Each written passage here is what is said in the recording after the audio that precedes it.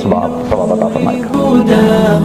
جمال الوجود بذكر الإله وتصفو الحياة بنور هدى وتطلب نفس له طاعة ويبلغ سعادة۔ مسجد وہ چیز ہے جس میں 5 وقت نماز ہوتی ہے۔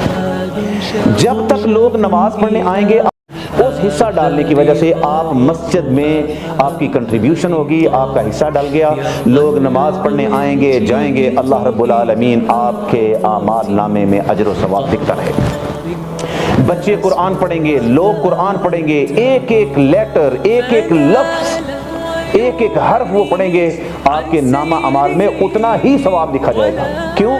میرے نبی صلی اللہ علیہ وسلم نے فرما دیا من دل علی خیر فلہ مثل اجر فاعلہ۔